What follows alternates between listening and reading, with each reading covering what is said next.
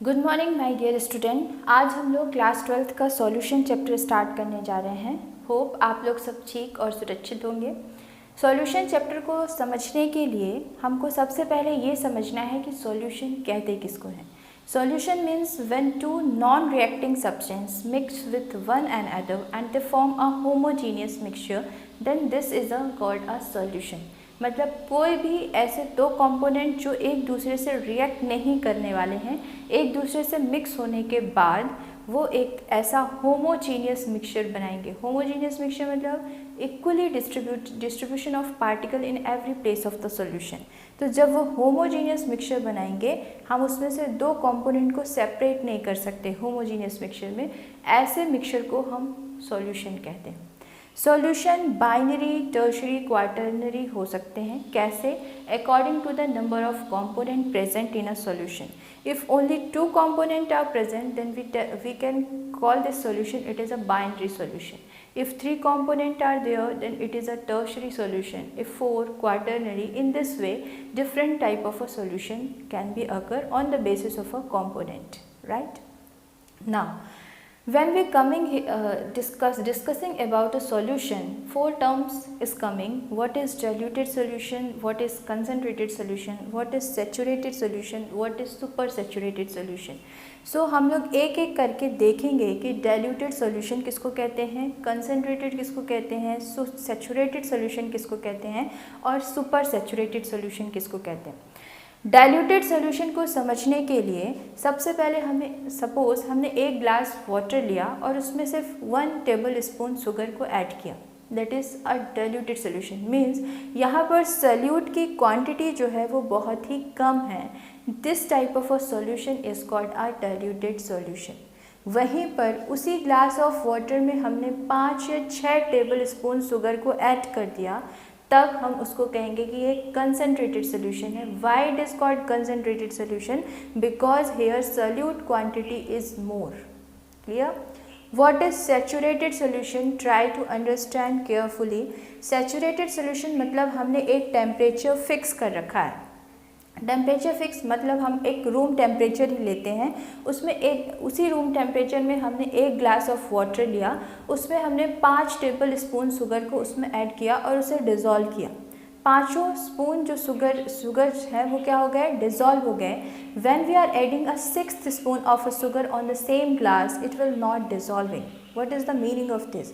Meaning of this is at that particular temperature, that is the maximum quantity of a sugar that is already dissolved. If we are adding a more sugar, it will not dissolve. This type of a solution, this is called saturated solution. What is super saturated solution? अगर हमने उसी glass of water को heat किया और फिर उसमें sugar solution डालना start किया, जिसमें ऑलरेडी 5 स्पून शुगर हम डाल चुके थे, उसको हमने फिर हीट करना स्टार्ट किया और उसमें हमने शुगर डालना स्टार्ट किया। जैसे जैसे हम टेम्परेचर को रेज करेंगे, वाटर बॉयल होना स्टार्ट होगा, उसमें शुगर को डिज़ोल्व करने की कैपेसिटी क्या होती जाएगी? इंक्रीज होती जाएगी, उसमें शुगर डिज़ोल्व होती जाएगी। That is called a super saturated solution. Means we have added the sugar more than the amount. Means हम लोगों ने जितना डिज़ोल्व हो सकता था टेम्परेचर रेज करके उससे ज़्यादा डिज़ोल्व कर दिया। ऐसे सॉल्यूशन को सुपर सैचुरेटेड सॉल्यूशन कहते हैं। ये बेसिक टर्म है। इसी तरह सॉल्यूशन का क्लासिफिकेशन हुआ है किसके बेसिस में? टाइप्स ऑफ अ सॉल्यूट और सॉल्वेंट के बेसिस में। यहाँ पर देखना है, जैसे सॉल्वेंट है, राइट? सॉल्वेंट में गैस, अगर हम सॉल्यूट और सॉल्वेंट तो क्लियर है बहुत अच्छे से। सॉल्वेंट मतलब ऐसा कंपोनेंट जो मोर क्वांटिटी में प्रेजेंट हो, सॉल्यूट मतलब ऐसा कंपोनेंट जो लेस क्वांटिटी में प्रेजेंट हो। सॉल्वेंट अगर गैस है और उसमें गैस को डिज़ोल्व किया जाए, राइट, तो ऐसे सॉल्यूशन, ऐसा भी एक सॉल्यूशन बन सकता है। These are the example of a binary solution. Means यहाँ पर एक सॉल्यूट और एक सॉल्वेंट, 2 कंपोनेंट ही हैं, 2 कंपोनेंट से ज़्यादा कंपोनेंट नहीं है, इसलिए हम इनको बाइनरी सॉल्यूशन कहेंगे। बाइनरी सॉल्यूशन डिफरेंट टाइप्स के हो सकते हैं on the basis of a solute and solvent. अगर सॉल्वेंट गैस है और सॉल्यूट भी गैस है, एग्जाम्पल के लिए air is the example of a solute In air, solvent is also a gas and solute is also a gas, right? अगर हमने solvent liquid लिया और liquid में हम gas dissolve करना चाहें, example, just think, suppose we are dissolving oxygen in water, that is the example of this solution. So that is also a solution. When we are dissolving oxygen in water, then this is an example of a liquid and gas in liquid, right? Now third, if we are dissolving liquid in liquid, what is the meaning of this? Suppose we are taking a alcohol and dissolving in water, the example of a liquid in liquid. Clear? If we are taking a solvent liquid and we want to dissolve a solid, just before few minutes I gave you one example. We are dissolving sugar in a water, that is the example of a dissolving solid in a liquid. So sugar solution is the example of this type of a solution. Suppose solid is what? Solvent, and we want to dissolve solid in solid. Example is alloy. Have you heard about alloy in class 10? So example of a solid in solid means solvent is also a solid and solute is also a solid. Example is alloy. Okay. Now solid in gas, you heard in the class 11th when you read the hydrocarbon chapter, you heard that what? Hydrogen gas in palladium or platinum.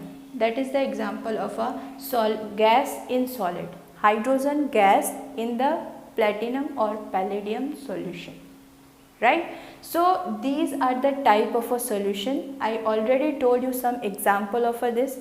You search more example related to this type of a solution. Concentration term, that is very important from the solution point of view. In last two video I tell you about the molarity. What is molarity? Some numericals I also tell you about the molarity, related to molarity. Now we will discuss about normality. What is the normality? Let's try to understand. In brief review I want to tell you what is molarity. What molarity is telling, number of moles of a solute dissolved in the volume of a solution in liter, right? Similar way, in normality, what is the definition of a normality? Number of gram equivalent of a solute dissolved in the volume of a solution in liter. Listen carefully. Number of gram equivalent of a solute dissolved in the volume of a solution in liter. Okay. What I am telling, number of gram equivalent of a solute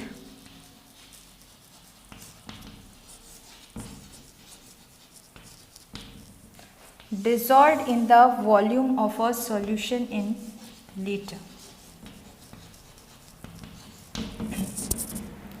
So first of all, you should know what is the meaning of gram equivalent of a solute, right? First listen carefully. To calculate the gram equivalent of a solute, you should know what is the equivalent weight. We can also write this formula. How? Gram equivalent of a solute, we can calculate molar mass, or we can say mass calculated, mass upon equivalent weight into volume of solution in liter. Same, right? We can write this mass of a solute, right, upon equivalent weight into volume of a solution in liter. So important thing is here, you should first of all learn what is equivalent weight, how it is differ from the molecular weight. That is a very important, because most of the student very easily calculate the molecular weight, but in case of a equivalent weight they are very confused. What is equivalent weight? Let's try to understand. See the equivalent weight. What is equivalent weight? Suppose first of all equivalent weight को समझने के लिए हमने एक example लिया, जैसे कि क्या लिया, H2SO4, right. This is a sulphuric acid H2SO4. We want to calculate the equivalent weight of a sulphuric acid. How we calculate the equivalent weight of a sulphuric acid? Sulphuric acid का हमको equivalent weight निकालने के लिए formula क्या होता है, equivalent weight निकालने के लिए हमको सबसे पहले मॉलिक्यूलर वेट पता होना चाहिए, that we can easily calculate molecular weight into X. What is X? X is the basicity और acidity. In case of a acid X is a basicity, in case of a base x is a acidity. What is acidity and basicity? How we know? See, suppose if we draw the structure of a H2SO4, okay, how you draw? You will write a sulfur, oxygen is one oxygen is double bonded, right? And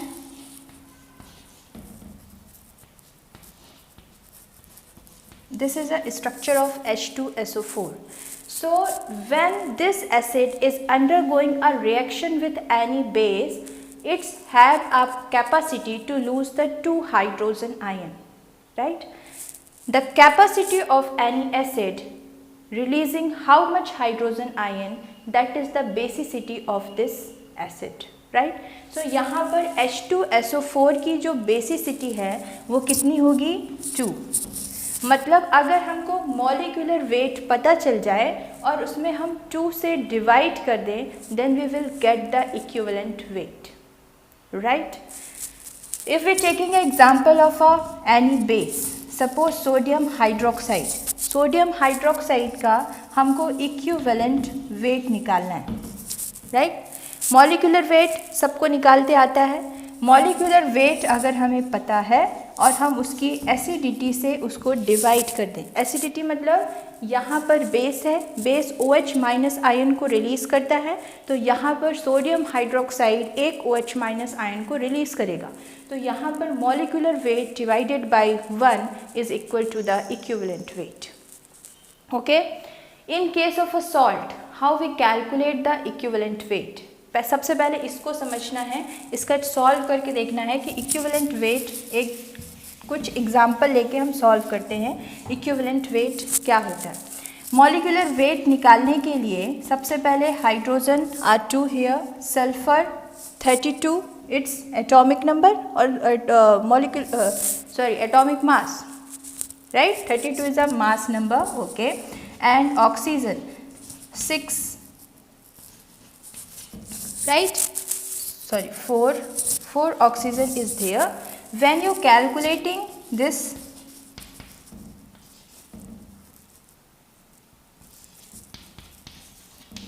this is a mass of a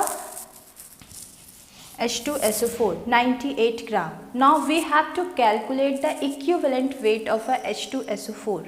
How we calculate the equivalent weight of a H2SO4?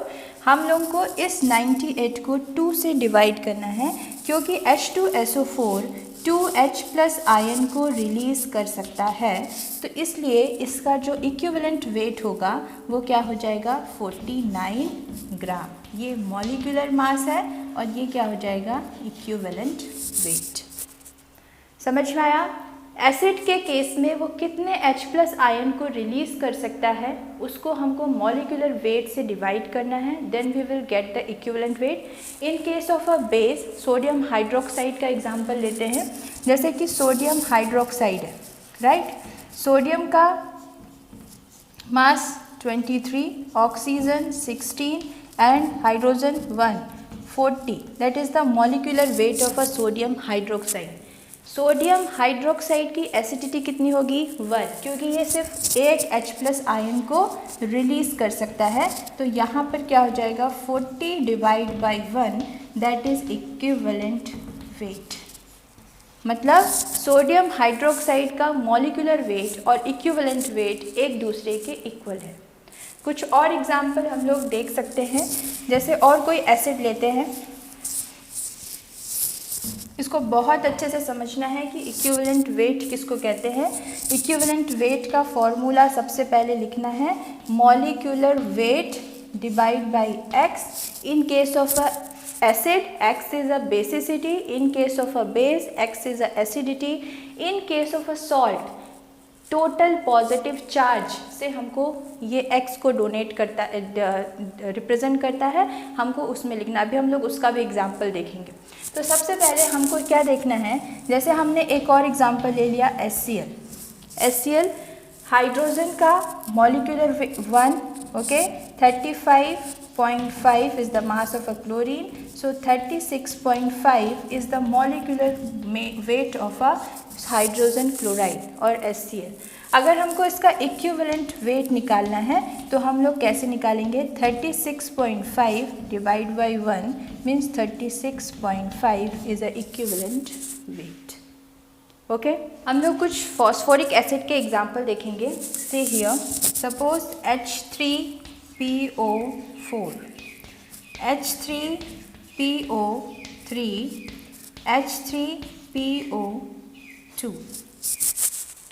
यहाँ पर देखने में कैसा लग रहा है कि H3PO4 भी 3H+ आयन को डोनेट करेगा, H3PO3 भी 3H+ आयन को डोनेट करेगा, H3PO2 भी 3H+ आयन को डोनेट करेगा, लेकिन ऐसा नहीं है।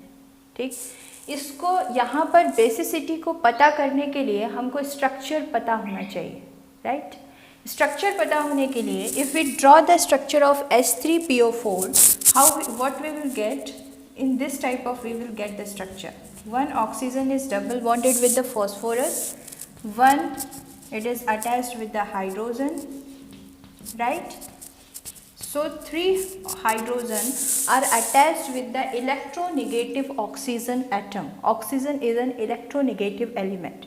So 3 hydrogen can be loose from this acid, right? क्योंकि ऑक्सीजन इलेक्ट्रोनेगेटिव एलिमेंट है और ये H+ आयन को डोनेट कर सकता है। ये जो शेयर्ड पेयर ऑफ इलेक्ट्रॉन है इसको ऑक्सीजन अपनी तरफ ले लेगा और H+ आयन को डोनेट कर सकता है।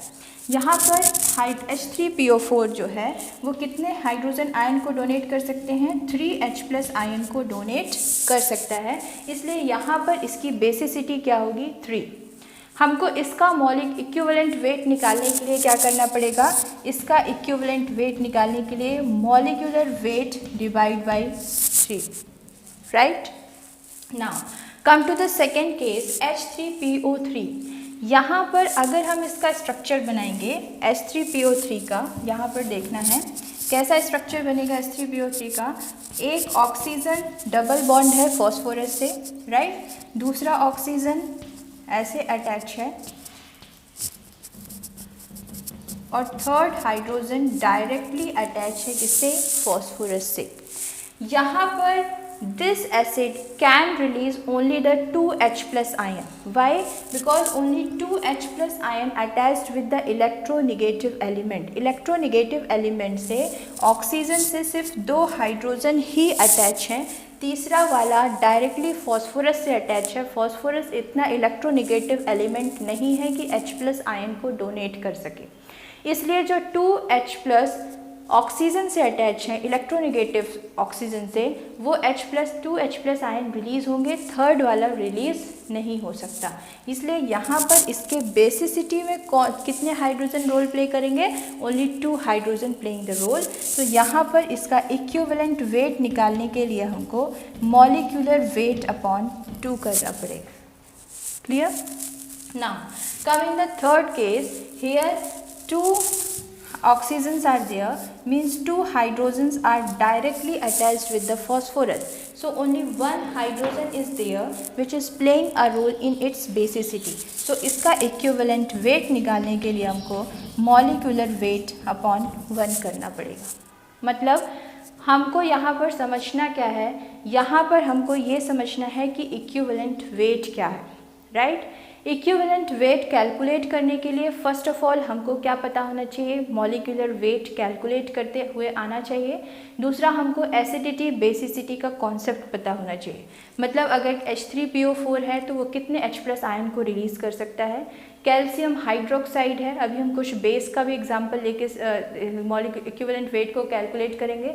अगर कोई एसिड है तो वो कितने H+ आयन रिलीज़ कर सकता है, और अगर हमको उसकी बेसिसिटी पता चल जाएगी तो हम मॉलिक्यूलर वेट से बेसिसिटी को डिवाइड करके हम एसिडिटी, कोई भी एसिड का इक्विवेलेंट वेट कैलकुलेट कर सकते हैं, right?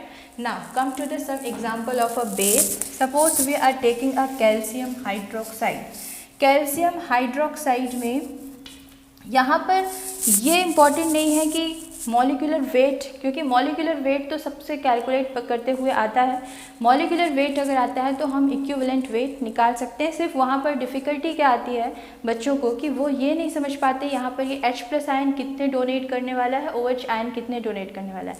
अगर हमको स्ट्रक्चर की इन्फॉर्मेशन है, अब ये स्ट्रक्चर की इन्फॉर्मेशन कैसे होगी, प्रैक्टिस से। विदाउट प्रैक्टिस स्ट्रक्चर की इन्फॉर्मेशन नहीं हो सकती, राइट। तो यहाँ पर कैल्शियम हाइड्रोक्साइड अगर हम किसी बेस का एग्जांपल लें तो ये कितने H+ आयन डोनेट करेगा, 2 OH- आयन को डोनेट करेगा। और यहाँ पर हमको इक्विवेलेंट वेट इसका निकालने के लिए मॉलिक्यूलर वेट अपॉन 2 करना पड़ेगा, राइट।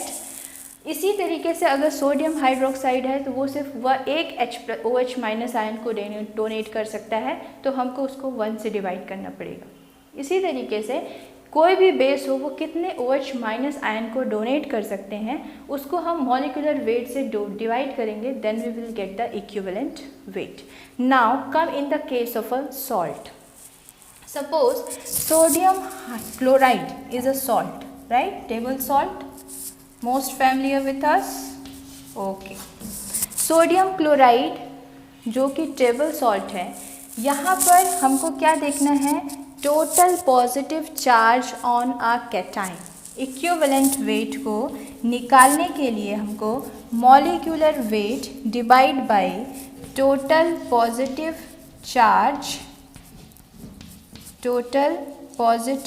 चार्ज ऑन कैटाइन से क्या करना है, डिवाइड करना है, then we can calculate the equivalent weight. Example, यहाँ पर सोडियम के ऊपर पॉजिटिव चार्ज कितना होगा, +1, तो molecular weight divide by 1, then we will get a equivalent weight of this salt, right. Suppose another salt AlCl3 is a salt, right. यहाँ पर Al के ऊपर पॉजिटिव चार्ज कितना होगा, +3, क्योंकि क्लोरीन के ऊपर कितना होता है, -1 and 3 chlorines are there, so this aluminium have a +3 charge, right. +3 charge होने के बाद, इसलिए ये 11th क्लास में रेडॉक्स चैप्टर में हम लोगों ने पढ़ा है चार्ज निकालते हुए। तो एल्यूमिनियम जो कि कैटायन है, कैटायन के ऊपर टोटल पॉजिटिव चार्ज कितना होगा, +3, तो हमको इक्विवेलेंट वेट कैलकुलेट करने के लिए molecular weight of AlCl3 divide by 3, right. So in this way we can calculate the equivalent weight of any salt, right. Suppose another example, if you are taking anything, you can take where total positive charge. Suppose we are taking a phosphate, sodium nitrate. Suppose we are taking a sodium nitrate. Okay, sodium nitrate, here sodium have a +1 charge, so how will you get the equivalent weight, molecular weight of a sodium nitrate divided by 1, then this way you can calculate the equivalent weight.